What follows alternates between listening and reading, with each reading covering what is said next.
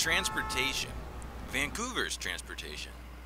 Imagine more than 1,800 lane miles of streets, 3,800 acres of right-of-way, 230 signal systems, and tens of thousands of signs and other traffic-controlled devices. Whether driving, riding, or walking, we all rely in some way on our street system, the city's largest physical asset, to get us where we want to go. On September 19th, Vancouver City Council held a mobile workshop on a C-Tran bus covering 50 miles across the city in 4 hours. To get out there as a council and visit the streets and the transportation system collectively is a good way to appreciate one another's viewpoints and to discuss that and to have a feel of what is important as far as financing and taking care of a transportation system.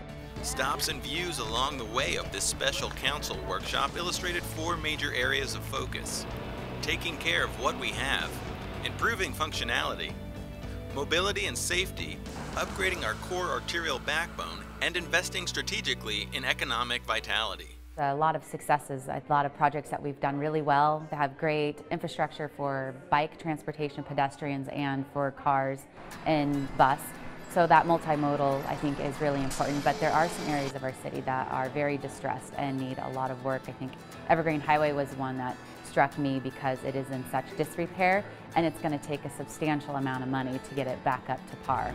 Many streets and bridges were constructed years ago, often as rural roads, and do not meet current urban standards. The Fruit Valley Road Bridge, constructed in 1947, serves as an example of the challenges Vancouver faces. Keeping infrastructure in good condition requires planning and work. It could cost about $1 billion to replace all the sidewalks, curbs, and pavement surfaces, complete with traffic signals and streetlights. Each year, Vancouver's pavement management program focuses on keeping good streets in good condition to get the most out of the dollars we have. But as the streets fall into poor or failing conditions, reconstruction is needed.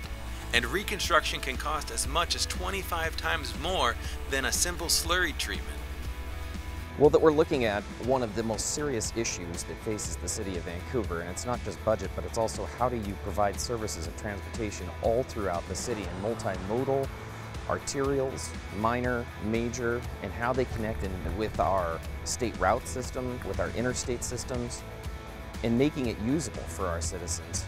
Upgrading our core arterials means improving capacity and safety and expanding mobility with bike and pedestrian facilities. The city's transportation plan for the future includes upgrades for Northeast 18th Street and Northeast 137th Avenue, as well as Southeast 1st Street, a key area of potential economic revitalization. The issue of transportation infrastructure, community connectivity, and safety, those aspects of our community really aren't new to the City Council. But what was important about today's trip was seeing how the system works together, how everything is interconnected, signalization, ADA accessibility, mobility throughout the community for bicycles, pedestrians, and vehicles, as well as the economic incentives that occur as a result of public infrastructure investment. The vitality of jobs, the prosperity of our economy really is rooted in the infrastructure of our transportation system. And so seeing how everything tied together, I think, was really important for our City Council today. Input from Vancouver citizens will help inform future council discussions and consideration toward meeting this goal. Watch for updates on these input opportunities in the coming months. You can follow the council's map or take a more expanded, self-guided look at Vancouver streets.